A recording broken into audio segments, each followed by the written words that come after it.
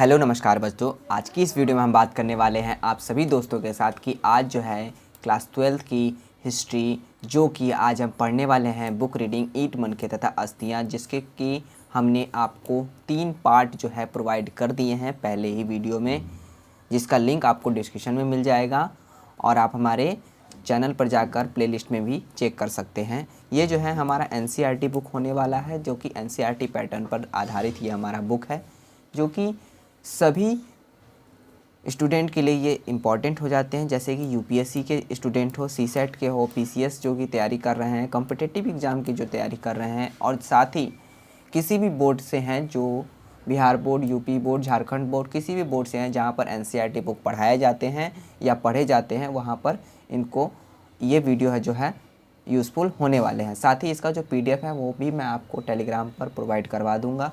तो ये पार्ट 5 के बाद वीडियो होने वाला है, जो कि आप सभी के डिमांड के आधार पर मैंने लाया, जो कि आप सभी ने काफ़ी डिमांड किया कि भाई पूरे इसको जो है आप कंप्लीट करवा दीजिए, यानी कि पूरे जो आप चैप्टर को कंप्लीट करवा दीजिए अच्छे से, और साथ ही कंटिन्यू आप वीडियो डालते रहिए जिससे कि हमारी तैयारी अच्छे से हो सके। तो मैं आप सभी के डिमांड पर अपनी एक क्लासेस जो है मैराथन क्लासेस, यानी कि हम सभी यानी कि जो 12th के जितने भी चैप्टर हैं उन सभी चैप्टर को जो है मैं आपको लाइन बाय लाइन कंप्लीट करवाते जाऊंगा, जिससे कि आप सभी दोस्तों की जो तैयारी जो है बेहतर हो सके।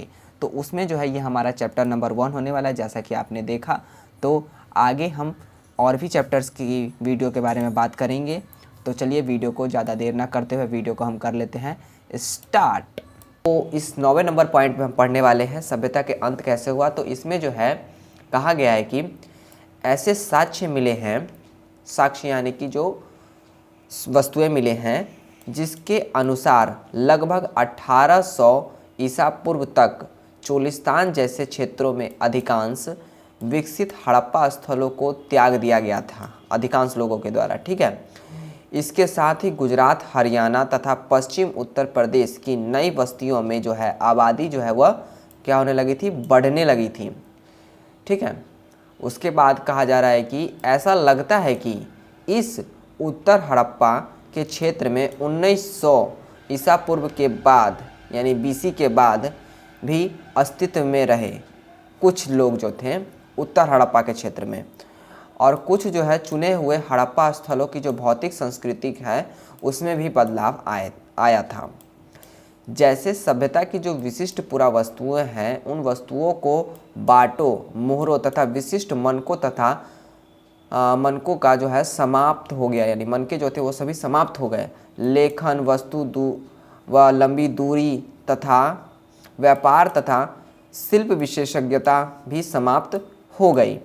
सामान्यतः थोड़ी वस्तुओं जो थी, जो थोड़े वस्तुओं जो बच गए थे उनके निर्माण के लिए थोड़ा ही माल प्रयोग में लाया जाता था। ठीक है, आवास निर्माण की तकनीकों का हाथ से हो गया, यानी कि बर्बाद हो गया, तथा बड़ी सार्वजनिक संरचनाओं का जो निर्माण है वह अब बंद हो गया। कुल मिलाकर वस्तुएं जो थे, पूरा वस्तुएं जो थी, उनसे जो है बस्तियों का जो निर्माण होना था, इन संस्कृतियों में एक ग्रामीण जीवन शैली की ओर संकेत करती है ये जो जीवन शैली थी। और इन संस्कृतियों को जो है उत्तर हड़प्पा तथा अनु उत्तरी संस्कृति भी कहा गया है।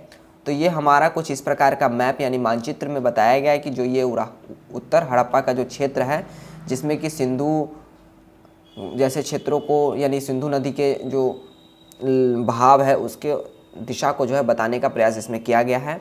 आगे हम बढ़ते हैं, इसमें आगे है कि ये परिवर्तन कैसे हुआ, इस विषय में कई व्याख्याएं दी गई हैं।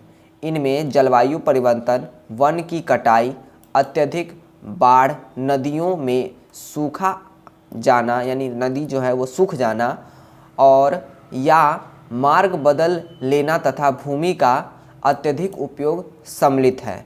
इनमें से कुछ कारण जो है वह कुछ बस्तियों के संदर्भ में तो सही हो सकते हैं, परंतु पूरी सभ्यता का जो पतन है उसकी व्याख्या नहीं करते हैं कि पूरी सभ्यता का पतन कैसे हो गया, इसको सही से जो है नहीं बता पा रहे हैं।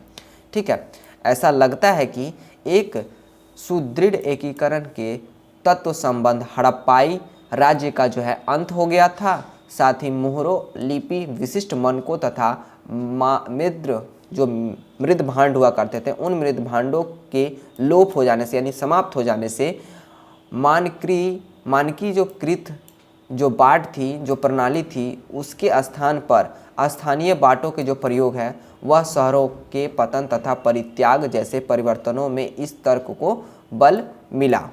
ठीक है, उपमहाद्वीप को एक पूरी तरह से अलग क्षेत्र में नए क्षेत्रों के विकास के लिए एक सहस्त्राब्दी से भी अधिक समय लगा, यानी कि एक लंबा समय लगा और लंबी प्रतीक्षा करनी पड़ी उन्हें।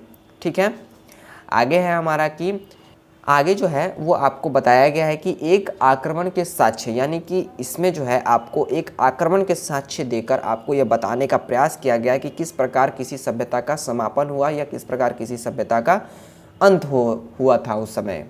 ठीक है, तो आक्रमण के साक्ष्य को पढ़ने से पहले हम कुछ आगे देख लेते हैं। तो इसमें आगे जो है हमारा हड़प्पा की खोजों के बारे में जो है हम 10वां नंबर पॉइंट पढ़ने वाले हैं आक्रमण के साक्ष्य के बाद। ठीक है, तो मैं आपको इसमें सभी पॉइंट को जो है क्लियर कराता चलूँगा जिससे आपको किसी भी प्रकार की कोई भी पॉइंट जो है न छूटे।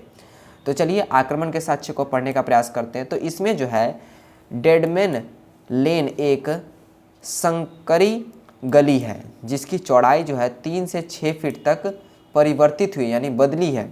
वह बिंदु जहाँ यह गली पश्चिम की ओर मुड़ती है वहाँ पर 4 फीट तथा 2 इंच की गहराई पर एक जो है खोपड़ी का भाग तथा एक वयस्क की छाती यानी कि जो कंकाल होता है तथा हाथ के जो ऊपरी भाग है उसकी जो हड्डी मिली है। ठीक है, ये सभी जो है भुरभुरी अवस्था में थी और यह धड़ जो है पीठ के बल गली में आड़ा पड़ा हुआ था। ठीक है, पश्चिम की ओर 15 इंच की दूरी पर, जब पश्चिम की ओर अगर हम बढ़ते हैं तो 15 इंच की दूरी पर एक छोटी खोपड़ी के जो है कुछ टुकड़े थे। इस गली का नाम इन्हीं अवशेषों पर आधारित है।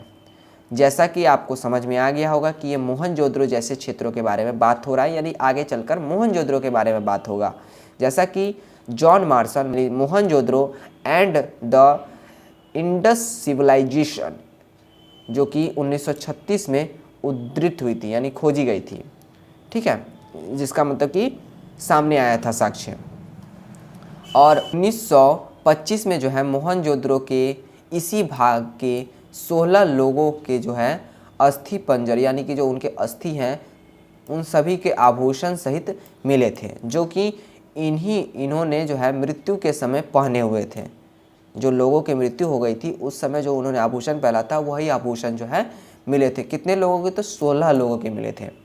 ठीक है, तो बहुत समय पश्चात 1947 में जो है REM ह्यूलर ने जो है भारतीय पुरातात्विक सर्वेक्षण के जो तत्कालीन डायरेक्टर जनरल थे इन पुरातात्विक साक्ष्यों के उपमहाद्वीप में ज्ञात प्राचीनतम ग्रंथ जो कि ऋग्वेद के साक्ष्यों से संबंध स्थापित करने का जो प्रयास है किया। और इन्होंने लिखा कि ऋग्वेद जो है ऋग्वेद में पूर्व शब्द का जो उल्लेख है वह जिसका अर्थ है कि प्राचीन, मतलब प्राचीर यानी कि पूर्व शब्द का जो उल्लेख है प्राचीन यानी कि पुराना, किला या गढ़। आर्यों के युद्ध के जो देवता थे इंद्र को जो है पुरंदर कहा जाता था, अर्थात गढ़ विध्वंसक कहा गया था उन्हें। ठीक है, यानी गढ़ों का नाश करने वाला यानी विध्वंसक कहा गया था। ये जो दुर्ग थे ये कहाँ हैं? ये थे पहले, यह जो है माना गया था कि ये जो है मित्थल मात्र थे, एक मित्थल मात्र थे। साथ ही हड़प्पा में जो है हल में हुए यानी हड़प्पा में हाल में हुए उत्खननों में मानव परिदृश्य बल दिया है। यहाँ हम मुख्यतः अनार्य प्रकार की जो है एक बहुत विकसित सभ्यता पाते हैं।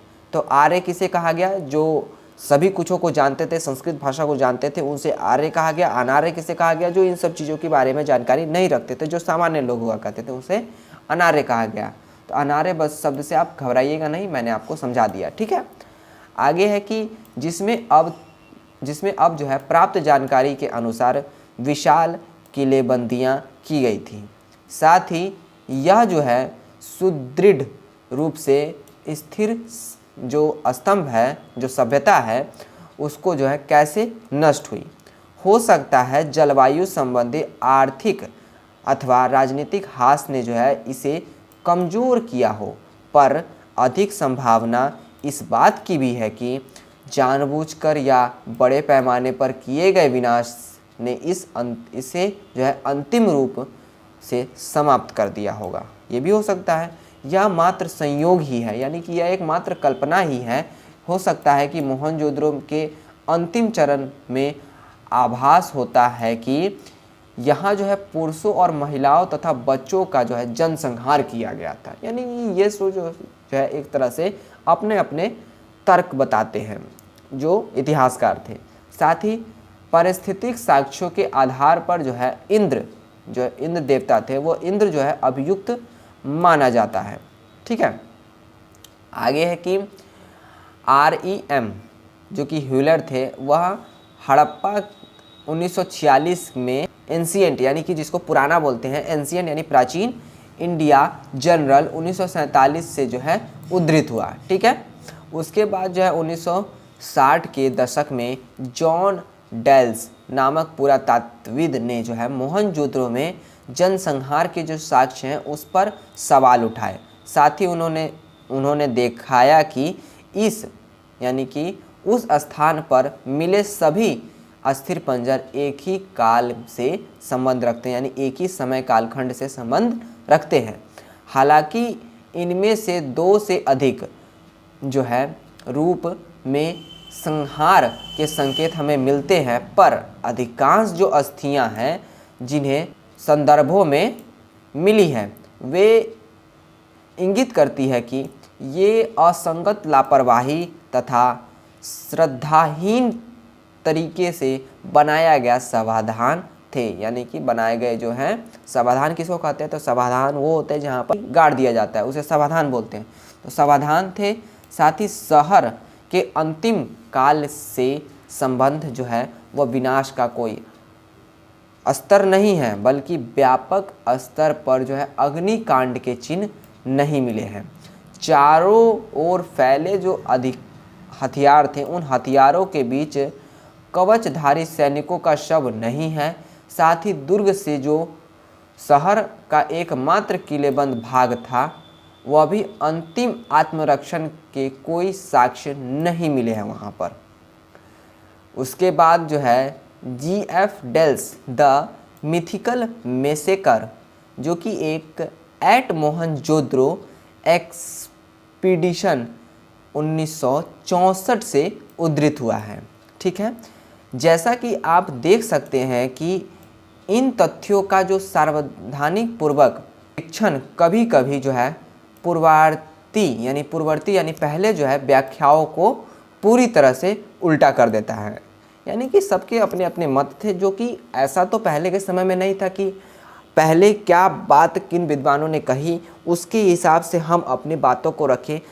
इतना तो उस समय जो है जो संचार की व्यवस्था थी, यानी कि जो हमारी जो बातचीत करने के लिए अभी मोबाइल वगैरह है, उतनी उस समय नहीं थी। इस कारण से जिस विद्वान को जो लगा उन्होंने अपनी भाषाओं में यानी अपने शब्दों में लिखने का प्रयास किया और लोगों को समझाने का प्रयास किया, बल्कि उन्हें ये नहीं पता था कि हाँ ये बात पहले किसी और ने भी कही होगी। तो इसी प्रकार से जो है सभी लोगों ने अलग अलग मत दिए, जिससे कभी कभी ऐसा भी लगता है कि कोई मत तो इसको पूरी तरह से खंडित करता है, कोई मत इसके एकदम अलग देखने को मिलता है। तो उसी तरह से अलग अलग विद्वानों के अलग अलग मत देखने को मिले, जिसको कि हमने जो है एक आक्रमण के साक्ष्य के रूप में इसमें जो है हमने अभी आपको पढ़ाया। आगे हम बढ़ते हैं। यहाँ पर आपको देखने को मिलेगा कि हड़प्पा सभ्यता की खोज, यानी हड़प्पा सभ्यता की खोज कैसे हुई। काफ़ी रोचक बात है कि हड़प्पा सभ्यता इतनी पुरानी सभ्यता जो थी, इसकी खोज आखिरकार हुई कैसे, ये हमें यानी कि हमारे जो विद्वान थे यानी हमारे जो साक्ष्य इतिहासकार थे उन्हें ये सभ्यता किस प्रकार से मिली, इसके बारे में हम इसमें पढ़ेंगे। इसमें लिखा है कि अब तक हमने हड़प्पा सभ्यता के विभिन्न पहलुओं का विश्लेषण जो है इस संदर्भ में किया है कि इस प्रकार पुरातत्वविद ने जो है अवशेषों से यानी जो अवशेष प्राप्त हुए थे, उन अवशेषों से प्राप्त साक्ष्यों के माध्यम से एक आकर्षक इतिहास के अलग अलग अंशों को एक साथ जोड़ा है। लेकिन एक और कहानी भी है कि इस प्रकार पुरातत्वविदों ने जो है सभ्यता की खोज की। जब हड़प्पा सभ्यता के शहर जो है नष्ट हो गए तो लोग जो है धीरे धीरे उनके विषय में सब कुछ भूल गए। यानी जब सभ्यता जब पूरी तरह से नष्ट हो गई तो धीरे धीरे उस चीज़ों के बारे में भूल गए।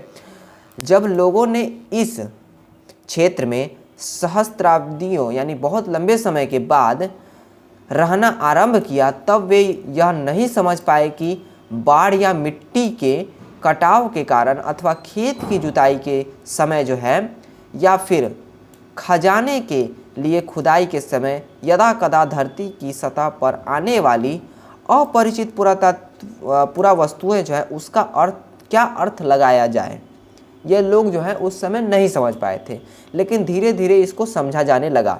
उसके बाद कहा गया है कि कनिंघम का भ्रमण, यानी कनिंघम जो थे, जेम्स कनिंघम जो थे, उन्होंने जब भ्रमण किया, उन्होंने जब इस बातों पर जाना, क्या क्या उन्होंने जाना उसके बारे में बताया गया है। तो जब भारतीय पुरातात्विक सर्वेक्षण करता थे कनिंघम, जेम्स कनिंघम, उन्होंने यानी उनके पहले डायरेक्टर जनरल कनिंघम ने जो है 19वीं शताब्दी के मध्य में यानी बीच में पुरातात्विक उत्खनन आरंभ किया, यानी खोज आरंभ किया। तब पुरातत्वविद अपने अवशेषों के मार्गदर्शन के लिए लिखित स्रोतों तथा साहित्य तथा अभिलेख का जो है प्रयोग अधिक पसंद करते थे। यहाँ तक कि कनिंघम की जो मुख्य रुचि थी वह भी आरंभिक ऐतिहासिक तथा लगभग 6ठी शताब्दी ईसा पूर्व के से 4थी शताब्दी ईसा पूर्व तथा उसके बाद के कालों से जो संबंध जो है वह पुरातत्व में थी। यानी उनकी भी इस सब चीज़ों के खोजने में जो है काफ़ी रुचि थी, जिस तरह मुझे आपको पढ़ाने में रुचि है। तो आरंभिक बस्तियों की पहचान के लिए उन्होंने 4वीं से 7वीं शताब्दी ईस्वी जो है उसके बीच जो है उपमहाद्वीप में आए चीनी बौद्ध जो तीर्थयात्री थे उनके द्वारा छोड़े गए जितने वृत्तांत थे उन वृत्तांतों का प्रयोग किया। साथ ही कनिंघम ने अपने सर्वेक्षण के दौरान मिले जो अभिलेख थे उन अभिलेखों का जो संग्रह है वह भी किया। उसके बाद जो है प्रलेखन तथा अनुवाद से यानी अनुवाद भी किया उन्होंने, परिलेखन किया यानी उनको परखा, उसे अनुवादित किया अपने भाषाओं में। साथ ही उत्खनन के समय वे ऐसी पुरावस्तुओं की खोज का प्रयास करते जो उनके विचार में सांस्कृतिक महत्व को थी। ठीक है, हड़प्पा जैसे पूरा स्थल जो चीनी तीर्थयात्रियों के यात्रा कालक्रम का हिस्सा नहीं था और जो एक आरंभिक ऐतिहासिक शहर भी नहीं था। कनिंघम ने अन्वेषण यानी कि अवलोकन किया और उसके ढांचे में उपयुक्त नहीं बैठता था, इसलिए जो है हालांकि हड़प्पा पुरावस्तुएं 19वीं शताब्दी में कभी कभी मिलती थी और उनमें से कुछ तो कनिंघम तक पहुंची भी थी, फिर भी वह समझ नहीं पाए कि पुरावस्तुएं इतनी प्राचीन भी हो सकती थी।